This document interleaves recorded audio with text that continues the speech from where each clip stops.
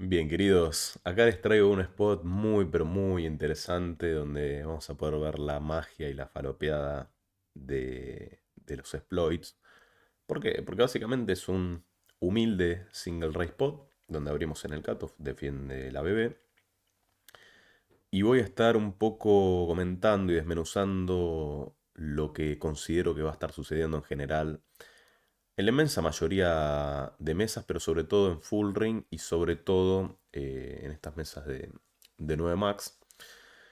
¿Por qué? Porque en general nosotros nos vamos a estar enfrentando a rivales que de media van a tener un under raise en el flop brutal y eso nos permite dos tipos de exploits. Uno cuando nosotros somos los agresores y otro también cuando defendemos porque ellos muy probablemente estén utilizando estrategias simplificadas, sobre todo en los típicos spots donde tal vez un solver no civetea rango. ¿Y a qué voy con esto? Acá tenemos un J3-2, o sea, el típico flop de una carta alta y dos bajas que se puede llegar a interpretar como ofensivo porque claramente el que abre por cuestión de rangos tiene mucha más mano fuerte del estilo todo el peso de AJ, damas, reyes, ases, etcétera. Pero obviamente también el que defiende tiene su buen porcentaje de doble suited, de sets, etcétera. Entonces, ¿a qué vamos con esto? Primero que nada, cuando nosotros seamos los agresores, como podemos ver, en este caso tenemos un 9-7 de corazones que puede interpretarse como que no es una gran mano porque los backdoor que tiene son medio sacados de, tipo, tirados del pelo, si se quiere, y no, no es una gran mano porque no tiene un aparente backdoor de color decente o lo que fuera, al menos en la cabeza de la gente, ¿no? Tipo de que, bueno, tendrías mejores manos para civetear en teoría. Eh, y además le estás bloqueando autofalls a él como un 9-6 suited, 9-7 suited, etcétera, de corazones que claramente siempre deberían ser fold. Ahora bien, en este caso podemos ver que como tenemos una cierta ventaja de rangos, en general el Wizard va a betear con gran frecuencia, aunque no con toda la frecuencia, o sea, no es que va a así betear range, pero ¿cuál es el tema? Y acá está la gracia, la chicha de la cuestión. Que en este caso el Solver va a estar raceando un 17%, perdón, un 16%. ¿Por qué? Porque va a meter muchas manos que en general la inmensa mayoría de la gente no lo va a estar haciendo en la práctica. ¿Por qué? Porque acá obviamente raicea cierta frecuencia de toppers. Las mejores ponele que pueden estar en cierta frecuencia decente, sí. Ahora bien, va a haber muchas toppers que el Wizard está revisando que en la práctica no se va a dar esto. Por ejemplo, un Dama J, un J9, un J8. Son manos que casi siempre van a ir al check call porque la gente presume que no tiene un valor tan grande para racearlo y encima no es algo que se acostumbre a hacer, que se racee tan light este tipo de manos, ¿se entiende? Entonces, teniendo eso en cuenta, ya ahí vamos a tener, tipo, ya va a bajar en cierta medida el porcentaje de raise que vaya a tener el rival, pero sobre todo la joda con eso va a estar en las manos como backdoors de este estilo, que podemos ver que son races bastante claros en general, a la primera que tengan un backdoor de escalera y backdoor de color, tipo los famosos doble backdoor. Ciertas gachos, de este A6 para mí no lo va a racear nunca nadie, o sea, no tiene mucho gollete y el Wizard lo está raceando básicamente por equilibrio. Entonces, claramente todo este tipo de cosas que no son tan intuitivas es más que claro que no van a terminar sucediendo, porque en todos los grupos de manos que pueden llegar a racear, hay underrace masivo, al menos en el caso del metagame, sobre todo también estas manos, tipo 4-3, 5-3, tipo todas las parejas medias de este estilo que el Wizard, ¿por qué las racea? Por un montón de razones. Primero que nada, porque raceándolas probablemente ya sea eh, ya tenga un success bastante mayor, porque va a tener bastante full equity y además deniega muchísima equity de manos falopa como justamente este 9-7 de corazones que tiene de mínima 6 outs contra este tipo de manos o contra unas 3 y además de eso eh, todas las manos a las que logra tirar, si no las tira, es decir, si solamente hace call, el 4-3, el As-3, después todas estas manos tienen una palanca brutal para hacer eh, una presión escandalosa en el turn, porque justamente van a tener la palanca de la iniciativa y de tener las mejores manos y de que vos tengas un rango capado cuando defendiste. ¿Se entiende? Entonces, en este caso en particular vamos a hacer el famoso not lock y vamos a poner lo que venimos diciendo. Primero que nada, que estas toppers acá van a pagar muy probablemente la majota. Sí, en general esto va a suceder mucho más en la práctica. Ponele que la J, estos porcentajes los dejas más o menos así. Este dama 10 ya lo veo bastante menor el porcentaje. Ponele que reisean algo, pero después todo lo demás lo van a terminar foldeando probablemente. Entonces, justo también un poco con estas manos de por acá también va de lo mismo. Este 7-5 suite lo que realiza es casi que minúsculo. Estas son manos que alguien que más o menos se entera las va a raisear, pero si no las va a foldear, no las va, o sea, acá un poco ponele que le pones un 30 de raise, algo así. Y bueno, un poco vamos haciendo eso con todas las manos, con lo que creemos que vaya a pasar en la realidad, ¿no? Porque, porque una 6 la verdad que es poco intuitivo, si se quiere es algo que alguna que otra vez termina pagando, después bueno, todo lo que tenga o gacho o algo sí que puede llegar a ser algo de este estilo, pero me parece acá más de lo mismo, o sea, todos los As-3 o todas estas manos en general la gente las defiende muy pasivamente y, y no las va a raisear en casi que en ninguna medida, la inmensa mayoría de los jugadores. Entonces, casi que podemos hacerle un call brutal y todas estas manos que acá están raiseando, que son los mejores o los bluffs más intuitivos, si se quiere. No voy a poner que no raisean jamás, porque también hay que dar un cierto beneficio de la duda, pero van a realizar en muy baja frecuencia. Y esto porque son más o menos intuitivos. O sea, la primera que es un dama 6. O sea, ¿dónde vieron acá que un dama 6 reise de esta manera o pague? O sea, la verdad que no tiene mucho sentido. Entonces, casi que todas estas manos yo solo las veo al fold casi que siempre. Y, y bueno, nada. O sea, es algo que me parece que después sí que puede llegar a. No, es que este a 5-2, ponele que no. Y ponele que este 5-4 lo pones 100% al raise, que encima es bastante peso. Pero lo que pasa es eso, muchachos, que en general no veo que vaya a haber gran porcentaje de raise con manos con las que él necesita raisear. ¿Se entiende? Entonces,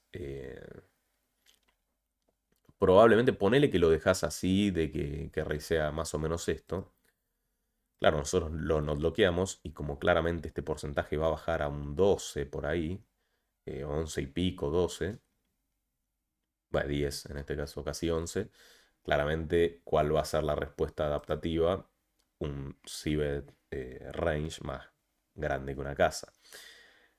Y eso es en cuanto a la razón, cuando nosotros estamos en posición, tipo la razón por la que nosotros podemos cibetear range tranquilamente. ¿Por qué? Justamente porque él va a estar under raceando y overfoldeando eh, casi que en su totalidad, salvo que estén contra un rival súper ultra competente, que acá en general no va a suceder eso. Bueno, podemos hacer esto casi que vía libre con casi que cualquier mano. Y lo gracioso acá, ¿cuál es? Que obviamente esto hay que dar vuelta a la cuestión, porque claramente va a pasar que cuando nosotros cibetiemos range, o cuando el rival esté cibeteando casi que range, eh, en este caso en particular, o sea, pero cuando ya desde por sí nosotros ya le pongamos que está cibeteando range, o sea, no como una adaptación al under race de la BB, sino que por H o por B ya está cibeteando range, el Wizard no va a estar raceando el 16% que raceaba antes, sino que mucho más, cercano al 23, 24, como podemos ver acá, claro, porque ya está adaptado a la estrategia que vos vas a tomar. ¿Se entiende? Pero lo más loco de acá y la gran magia de este spot y de esta calle en particular, ¿no? Siempre lo más rentable es importante que tengan en cuenta que es el race del flop. No es que después te vas a volver mega loco porque, o sea, me pagaron y empezás a encontrar excusas y empezás a blufear sin equity, sino que en el flop es tan rentable esto, pero no es rentable solo porque el rival está raceando, como se dice, está civeteando range, porque eso vaya y pase, y obviamente podríamos meter más manos, más 3x, estos backdoor casi que entran siempre, etcétera, etcétera. Empezamos a meter un poquito más de 7-5 y de lo que fuera. Pero la gracia acá no es esta, sino que cuando nosotros estemos raceando, lo que el Wizard en este caso no está contemplando es la defensa a esa raíz, pero nosotros sí lo podemos hacer no bloqueando esto. Y acá es donde va a producirse la chanchada extrema. ¿Por qué? Porque el Wizard acá en equilibrio está defendiendo muchas manos que en la práctica también al muchacho que hizo Sibet en el cutoff y está enfrentando un race, no va a encontrar estos, ¿cómo se dice? Estos calls o estas defensas justamente porque lo que está haciendo es un exploit frente, se presume, o para simplificar, o frente a la pasividad de la gente. Ahora, cuando alguien le está raceando más o menos bien, probablemente acá termine overfoldeando masivo. Porque justamente el Success venía de capar rangos, de hacer foldear muchas manos que en teoría no cree que le están raceando. Y entonces por eso acá va a ser un desmadre y un destrozo total. ¿Por qué? Porque la gente no va a estar defendiendo todos estos backdoor falopa de este estilo y probablemente lo foldee, ni hablar que este dama 4 donde en la vida va a ser re-raise, ¿no? Entonces claramente si está sucediendo todo esto con todas estas manos, al menos las más intuitivas, eh, 18 más de lo mismo, o sea, no debería haber calls tan light en la práctica porque justamente estamos enfrentándonos a un metagame que creemos que raicea de menos. Entonces, si va a haber, ponele que incluso le pones que paga todo esto, que paga todos los backdoor alas, todas las parejas, etcétera. Suponiendo que este es el rango de call que queda, claro, como no van a tener todos estos calls muy poco intuitivos, nosotros cuando loquemos esta estrategia, el race se va a ir a las nubes si el wizard sabe esto. Y es justamente por eso que nosotros acá podemos hacer un degenere masivo y casi que racear rango. ¿Se entiende? O sea, literalmente la respuesta adaptativa a, al Civet Range y a la subóptima defensa contra un rango de race más o menos decente es literalmente racear rango. Obviamente, ¿cuál es el tema? Si bien podemos ver que tiene el aval del solver, está más que claro que esto también es importante tener en cuenta en lo que haríamos nosotros, ¿no? O sea, me lo invento. O sea, acá en vez de racear rango por más de que en teoría sea rentable, obviamente va a ser rentable por poco, pero va a ser rentable porque ¿qué?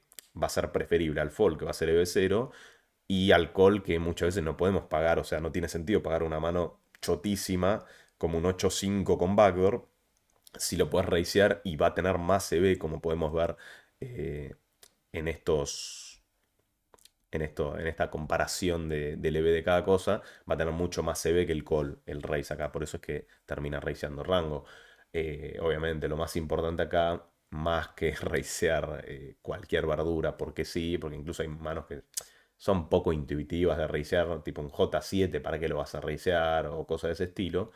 Pero ante la duda podemos ver que cuando percibimos que alguien nos está haciendo seed range, sobre todo, porque esto es en el cato, sobre todo cuando está en el botón, que va a tener mucho más rango y mucha más fall equity, podemos empezar a agarrar cualquier verdura del estilo, no sé, un 10-9 off, un dama 10, o sea, manos que bloquean top par decentes, todos los backdoor esto de 4x, 5x con algo de excusa, tipo un 9-4, 10-5, etcétera, porque fíjense que incluso puedes realizar todo, ¿se entiende? Entonces, eso es lo más increíble, lo más loco y bueno, porque yo honestamente me ponía a pensar y decía, bueno, de última, estas manos sí que van a entrar siempre, tienen mucho sentido, pero ya cuando ves el CEO de range es algo que te... O sea, el range al raise es como que es muy, muy sick. Y bueno, queridos, como les digo, es algo de ir eligiendo las manos que tal vez nos hagan más sentido, etcétera, y empezar a raisearlas, porque muchas veces, sobre todo en este tipo de flops, hago mucho énfasis porque no vas a hacer esto cuando sale Rey Dama X, porque no tiene mucho sentido ahí en general. Pero sí que acá cuando se puede percibir que nos están over cibeteando, casi que podemos hacer todo este tipo de chanchadas y en general van a ser rentables, sobre todo, como les digo, en el flop. Ya la primera que nos pagan, o, o que sí, como que el rival ya demostró que tiene una mano que de mínima tiene algo decente, porque encima en esto estoy siendo bueno, porque muchas veces la gente acá como para no meterse en quilombo hay ciertas manos que tal vez no las paga, etcétera, ¿no? Tipo, me lo invento, no sé, un As 8 con backdoor. Si bien tiene todo el sentido del mundo pagar, no, eso creo que sí lo van a estar pagando, pero, pero bueno, es muy, muy importante tener este tipo de cosas en cuenta porque claramente nos pueden servir nos pueden ser de mucha utilidad, sobre todo con la gente que tal vez está pasada de algo, ¿no? Puede ser de fold, o sea, pasada para abajo, tipo, pasada negativamente, tipo de under race o de cosas de ese estilo. Y vamos construyendo así en general nuestras estrategias, pero siempre también, como les digo, teniendo un poquito en cuenta las cosas que no son más intuitivas a nosotros, porque ya acá tal vez realizar un 9-7 de corazones, qué sé yo, tal vez te lo puedes ahorrar y no va a ser un pecado mortal, ¿se entiende? Porque además, como podemos ver, el LB de esta mano en particular es bastante miserable, y qué sé yo, pero bueno, podemos ver que nunca, nunca estaría mal. Así que nada, queridos, espero que les haya gustado este video y cualquier comentario, cualquier duda, cualquier consulta, me chiflan. Chau, chau.